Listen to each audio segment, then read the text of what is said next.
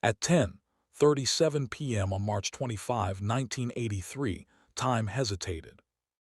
The lights of network television burned hot, the audience leaned forward in their seats, and a single performer stood absolutely still, hat tilted, breath controlled, destiny waiting for a signal. What happened next would last only 8 seconds, but those 8 seconds would bend the future of music, dance, and pop culture forever. Before anyone in the room fully understood what they were witnessing, Michael Jackson had already changed history. Before we continue, don't forget to subscribe and turn on the notification bell, so you never miss another untold story. The stage was deceptively simple: a smooth floor, a spotlight, a young man dressed in black, white socks glowing like punctuation marks against the darkness. The broadcast was Motown 25, yesterday, today, forever, a celebration meant to honor the past. No one expected it to rewrite the future. Producers wanted nostalgia, executives wanted safe. What they were about to get was neither. Behind the curtain, hours before the broadcast, tension coiled like a live wire. Michael Jackson, only 24 years old but already carrying the weight of decades in the spotlight, stood apart from the noise. This wasn't just another performance. This was personal. He had agreed to appear as part of the Jacksons, but he wanted one more moment, one song. Billie Jean. Just him. Just the floor. Just the truth of movement. That request alone caused friction. Motown executives hesitated. Too modern, too risky. This is a celebration, not a solo showcase. Some were blunt, others were careful, but the message was clear. They didn't want him to do that move, the one he'd been working on in secret, the one no one had seen on national television. They tried to stop him. What most people don't know is that the moonwalk was not born that night. Michael Jackson had been chasing the illusion of backward motion for years, studying street dancers, watching old films, breaking the move apart in mirrors at 3 in the morning. He practiced until his feet burned, until muscle memory replaced thought. He wasn't inventing a step. He was perfecting an illusion. Gravity questioned, reality bent. But even mastery needs permission when cameras are rolling. Backstage, a producer warned him about the floor. Another suggested cutting the ending short. Someone else said the shoes might slip. These were technical concerns on the surface. Underneath, it was fear. Because when something truly new is about to happen, institutions panic. They don't know how to frame it. They don't know how to control it. Michael Jackson listened politely. He nodded, he smiled, and he ignored them all. What they didn't see were the secret rehearsals, late nights alone in empty studios, a hat placed on the floor, picked up, placed again, a jacket snapped into rhythm. Each motion was intentional, calculated to look effortless. He wasn't just dancing, he was storytelling with physics. At exactly 10:37 p.m. the music started. The crowd recognized the bass line instantly. Cheers rose. But Michael Jackson didn't move right away. He let the anticipation stretch. Silence has weight, and he knew how to use it. When he finally stepped forward, every gesture was sharp, clean, precise. Spins that sliced the air, poses that froze time. The audience screamed, but he hadn't even reached the moment yet. Then it happened. He slid backward. Not walked, not stepped, slid. For a fraction of a second, the human brain rejected what it was seeing. Feet moving forward, body drifting back. It looked impossible. The crowd gasped before they screamed. Some stood up. Others covered their mouths. In living rooms across America, people leaned toward their televisions, convinced there was a trick, a camera angle, something explaining away the miracle. There was. Those 8 seconds, the moonwalk hit like an earthquake. Not loud, not violent, but profound. Culture shifted under it. Backstage, producers stared at monitors in stunned silence. The same people who tried to stop him now understood they had failed to prevent history. The move was already airborne, spreading faster than commentary could keep up. By the time the song ended, Michael Jackson was no longer just a star. He was a phenomenon rewritten in real time. But the story doesn't end when the applause fades. Hours later, long after the makeup was wiped away and the shoes were unlaced, a phone rang. On the other end of the line was a man whose opinion carried the weight of a century of dance. Fred Astaire, the greatest dancer Hollywood had ever known. A man who had defined elegance, precision, and innovation before Michael Jackson was even born. Astaire had watched the broadcast, then he rewound the tape, then he watched it again. He didn't call managers, he didn't go through studios, he picked up the phone himself. When Michael Jackson answered, he reportedly thought it was a joke. It was. Astaire spoke first.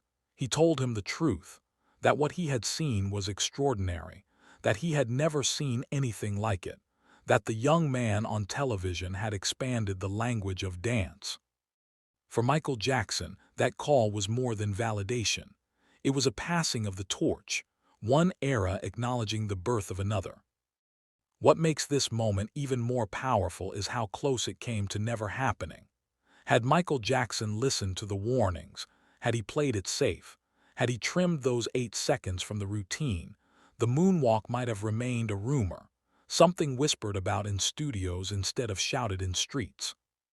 Instead, kids around the world ran to their living room floors and tried to slide backward.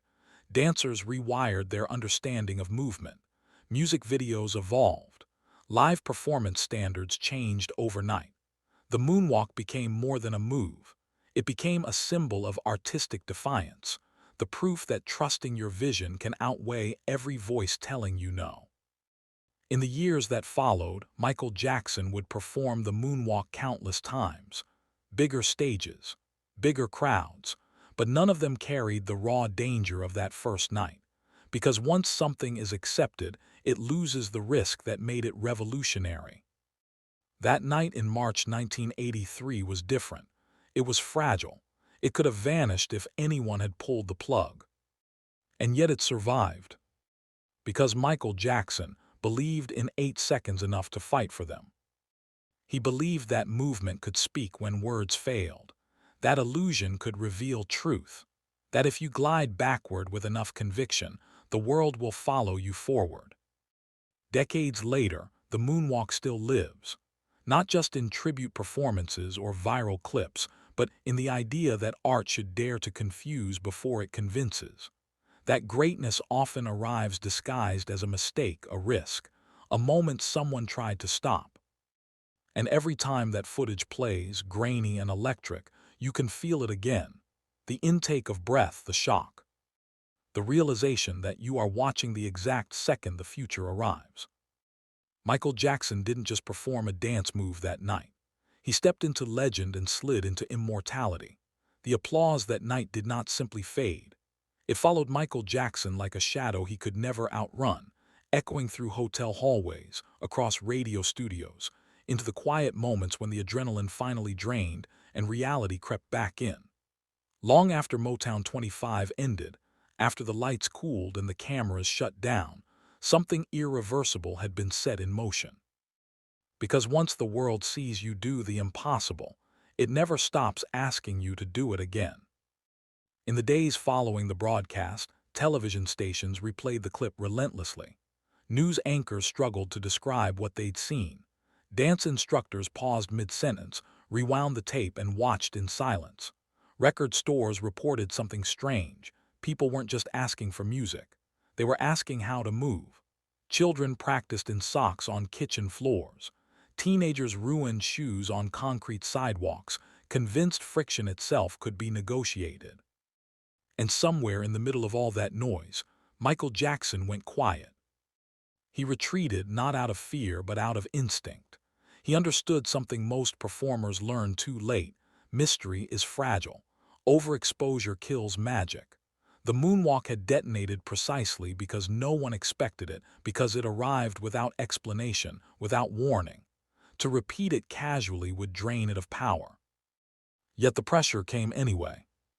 Executives called, tour planners demanded. Interviewers wanted him to break it down, to explain the mechanics, to name it, to claim ownership. Some even argued about whether it was truly new. Street dancers debated its origins. Critics dissected its lineage. History, as always, tried to make the moment smaller by categorizing it. Michael Jackson refused to engage. To him, the moonwalk wasn't a trick to be explained. It was a feeling, a sensation of escaping gravity for a heartbeat, and feelings lose their truth when dissected under fluorescent lights. What very few people saw during this period was the cost of that night. The moonwalk did not come without sacrifice. The hours of rehearsal had taken a physical toll. His feet were blistered, his ankles swollen, but worse than the physical pain was the mental weight, because now everything he did would be measured against 8 seconds of perfection. That is the curse of redefining a medium. In private, Michael Jackson replayed the performance obsessively, not out of vanity but analysis. He studied his posture, the timing, the audience reaction. He noticed things others missed, the way the crowd noise peaked half a second after the slide began, the precise moment confusion turned into awe. To him, this wasn't nostalgia. It was data. He was already thinking ahead. The moonwalk was not an ending. It was a doorway. As the months passed, the move became synonymous with his name. You couldn't say Michael Jackson without picturing the glide. Yet what made him different from imitators was not the step itself, but the restraint. He didn't abuse it. He treated it like punctuation, not a paragraph. When he used it, it meant something. And that philosophy would shape everything that followed. When the victory tour loomed on the horizon, insiders wondered when, and if, he would unleash the moonwalk again. Tickets sold out before rehearsal rumors even surfaced. Audiences didn't just want to hear songs. They wanted to relive a feeling they'd felt once and feared they might never feel again. Backstage before those early tour performances, the same arguments returned. Concerns about floors, lighting angles, timing, always the same refrain. What if it doesn't land this time? Michael Jackson listened, then he smiled. Because he knew something they didn't. The moonwalk had never been about the floor. It was about belief. Every time he performed it afterward, he recreated the conditions of that first night, not externally but internally. The stillness, the pause, the breath. He understood that the audience needed to be led to the edge before he stepped back. Suspense was as important as motion. That's why it always worked. But even as the moonwalk became legend, Michael Jackson never spoke of it as his greatest achievement. In rare candid moments, he hinted that it was merely a signpost, a moment that proved he was on the right path. His real obsession was evolution. What comes next after the world thinks it has seen everything? This question haunted him. Behind closed doors, he experimented relentlessly. New footwork, new illusions, new ways to detach movement from expectation. The moonwalk freed him, but it also trapped him inside a silhouette the world demanded he repeat. And yet, when history looks back, it is that first glide that still defines the pivot point. Because before March 25, 1983, dance on television followed rules. After that night, rules became suggestions. Music videos transformed from promotional tools into cinematic events. Live performances became theatrical experiences rather than recitals. Artists understood that choreography could be narrative, that silence could be as powerful as sound, that one perfectly timed move could eclipse an entire song. All of that traces back to Michael Jackson standing still, then sliding backward into myth. Even Fred Astaire's call became legend in its own right. It wasn't just praise, it was recognition across generations. The old world acknowledging the new. Hollywood's golden age tipping its hat to a future it could never have predicted. Astaire understood something profound. Innovation doesn't erase tradition, it extends it. And Michael Jackson, whether consciously or not, had carried dance forward without disrespecting what came before. That balance, reverence and rebellion defined him. As years turned into decades, the moonwalk became unavoidable. It appeared in documentaries, tributes, parodies, cartoons. It was copied endlessly and perfected by almost no one. because technique alone was never enough. The moonwalk required confidence bordering on arrogance, control bordering on obsession, and vulnerability hiding beneath both. You could learn the steps, you couldn't learn the soul. That is why, even now, when someone attempts it, audiences instinctively compare, not to each other but to that first moment, that first slide, that first collective gasp. The benchmark was set too high. And somewhere in all this, Michael Jackson carried the quiet knowledge that the thing he had to fight so hard to perform almost didn't exist in the public record. That history, sometimes, hangs by a thread thinner than a stage manager's patience. Which is why the moonwalk remains more than a dance move. It is a reminder. A reminder that groundbreaking moments rarely arrive with permission, that genius often has to disobey, that if you believe deeply enough in a vision, you may have to carry it onto the stage alone, even while others beg you not to. That night, Michael Jackson wasn't just performing for the audience in front of him. He was performing for every future artist who would one day hear, "That's too risky," or "Now isn't the time," or "People won't understand." He proved that they don't have to. They just have to feel it. And they did. Even now, decades later, the moonwalk still glides backward through time, untouched by trends, immune to fatting. 8 seconds that never age. 8 seconds that still whisper the same message every time they play. History doesn't move forward. Sometimes it slides. What happened after the moonwalk is rarely told with honesty, because history prefers clean endings. It prefers the illusion that greatness arrives fully formed, applauded, uncontested, welcomed with open arms. But Michael Jackson's reality after that night was far more complicated, far more fragile, and far more human.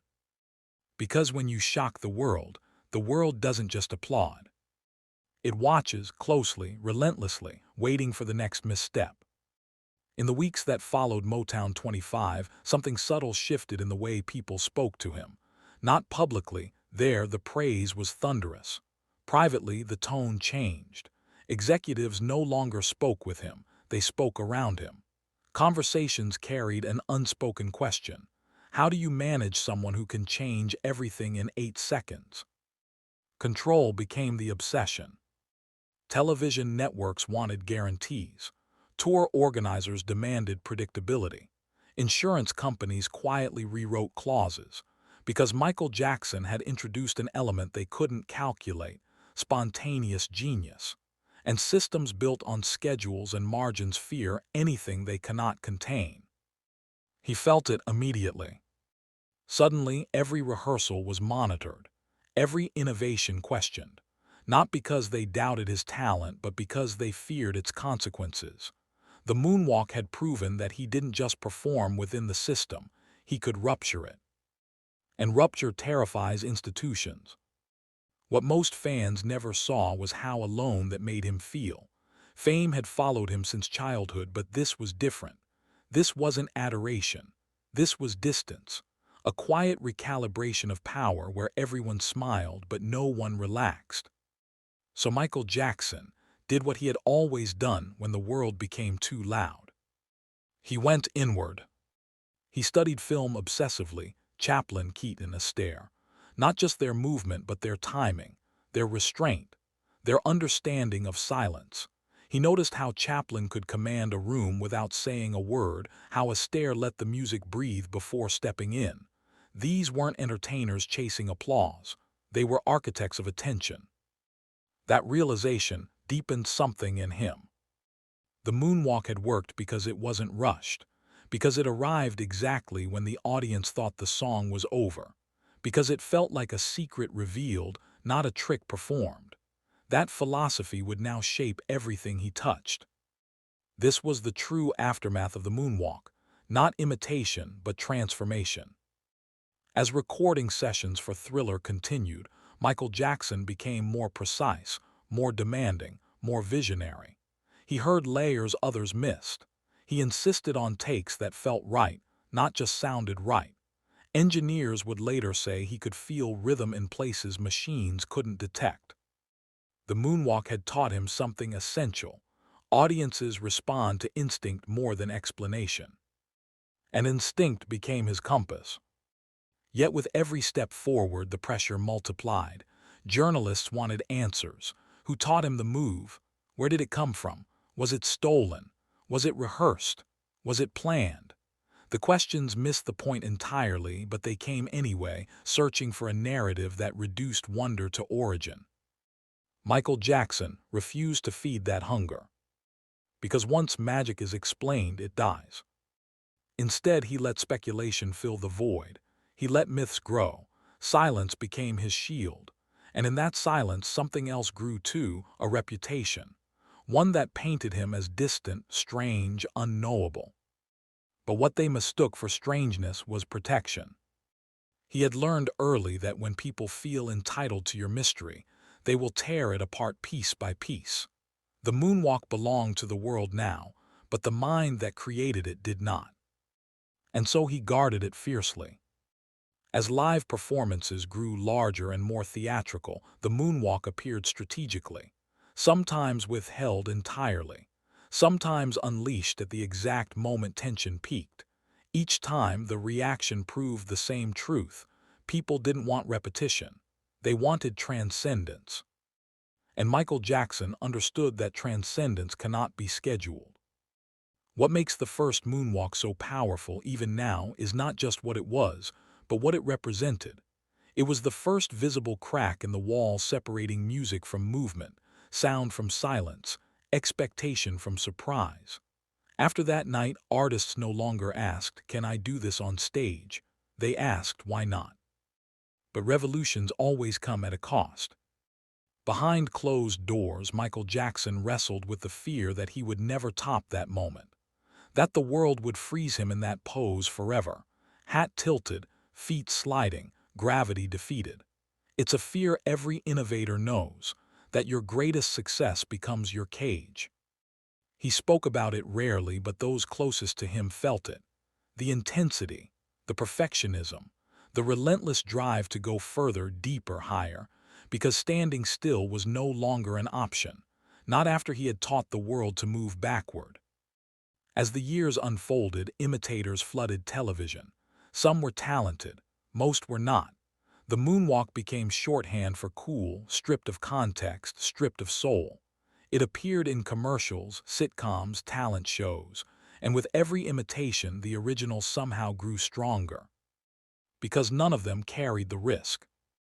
They weren't fighting producers. They weren't defying executives. They weren't betting their moment on 8 seconds of disbelief. They were repeating history, not making it. And Michael Jackson knew the difference. That is why, when he reflected privately on the moonwalk, he didn't speak of pride. He spoke of timing, of courage, of listening to a quiet voice that said, "Do it anyway." Because that voice had saved the moment. Imagine for a second if he hadn't listened. If the stage manager had won. If the shoes had stayed off. If the ending had been cleaned up. Motown 25 would still be remembered, but it would not be legendary. It would not be dissected frame by frame decades later. It would not be cited as the night pop culture shifted axis. History hinges on moments like that, moments where someone chooses belief over permission. The moonwalk wasn't just Michael Jackson's gift to dance. It was his declaration of independence. And once declared, there was no going back. Even today, when that footage resurfaces, something remarkable happens. Younger audiences, raised on digital effects, on spectacle, on endless novelty, still react the same way. The pause, the lean forward, the sudden smile, because the human brain still hasn't fully caught up to what it's seeing. That's how you know something is timeless. Trends age, technology dates, genius endures. The first moonwalk endures because it captured a human truth, that beauty often looks like defiance at first glance, that the most unforgettable moments arrive without explanation, that sometimes the only way forward is to glide backward and trust the fall. Michael Jackson trusted it. And in doing so, he gave the world something it didn't know it was missing, a reminder that art doesn't need consensus, it needs conviction. That is why the moonwalk still matters. Not because of how it looks, but because of what it dared. And every time someone watches that 8-second miracle for the first time, history happens again. Quietly, personally, unmistakably. What followed, quietly and almost invisibly, was the part of the story that never made headlines. Because while the world was busy replaying 8 seconds of magic, Michael Jackson was already wrestling with the aftermath in ways no camera ever captured. Success, when it arrives suddenly, does not feel like triumph. It feels like exposure. Everywhere he went, people no longer saw a man. They saw a moment. They saw the moonwalk. Conversations started and ended there. Interviews circled it like gravity. Compliments came wrapped in expectations. Do it again. Do it better. Do it forever. And Michael Jackson understood something instinctively. If he let the moonwalk define him, it would also limit him. That realization haunted him. In private rehearsals, he began experimenting with silence even more than movement. He tested how long he could stand still before an audience became uncomfortable. He studied how anticipation could be stretched without snapping. These weren't accidents. They were deliberate psychological studies, performed not in laboratories, but on stages in front of thousands. Because he had learned the most dangerous lesson an artist can learn. Control attention, and you control memory. The moonwalk had not worked because it was flashy. It worked because it violated expectation at the exact moment expectation peaked. That balance between restraint and release became his obsession. Those close to him noticed a shift. Michael Jackson became quieter, more inward, more meticulous. He was no longer chasing applause. He was chasing permanence. He asked questions that unsettled people around him. What makes a moment unforgettable? Why do some performances fade while others haunt? How do you make time slow down? These weren't the questions of a pop star.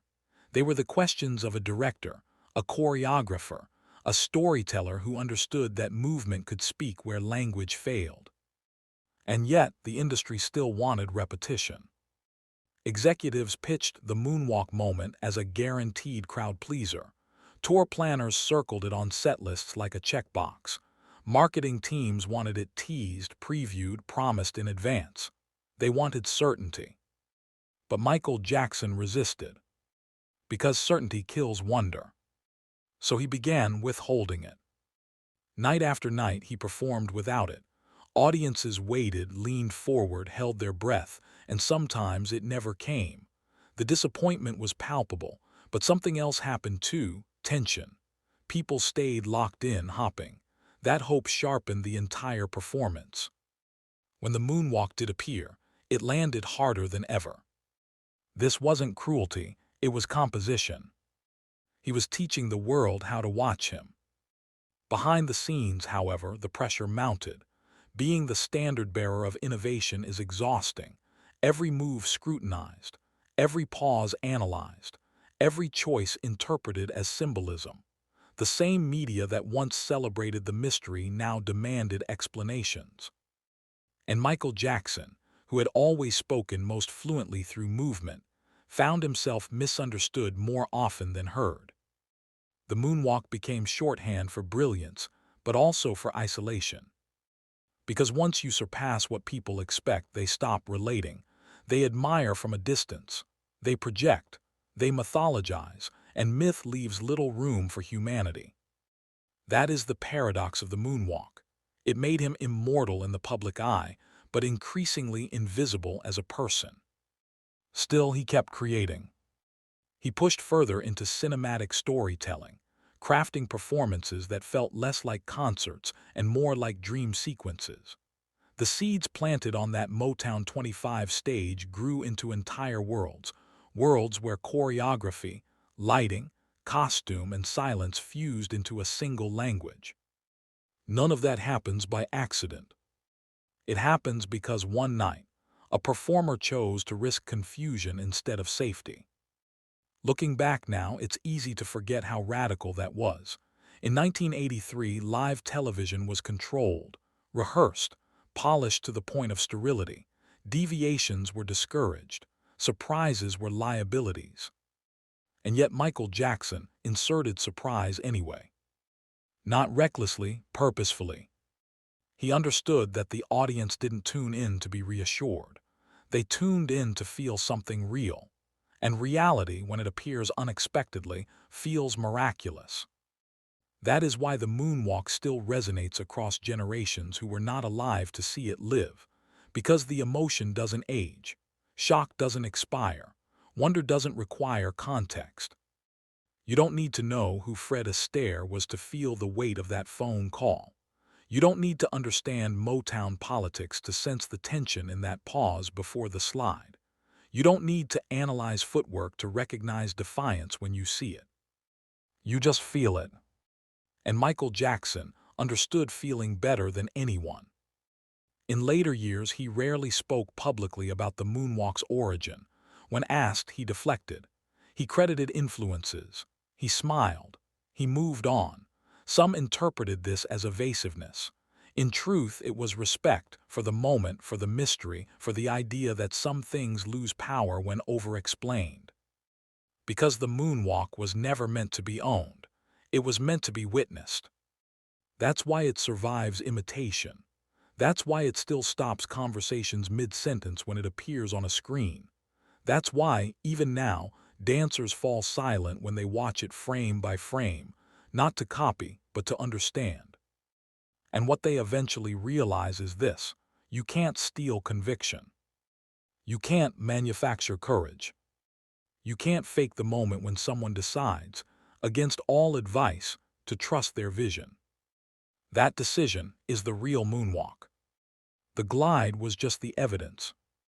On that night in March 1983, Michael Jackson wasn't thinking about legacy. He wasn't calculating cultural impact. He wasn't planning decades of analysis.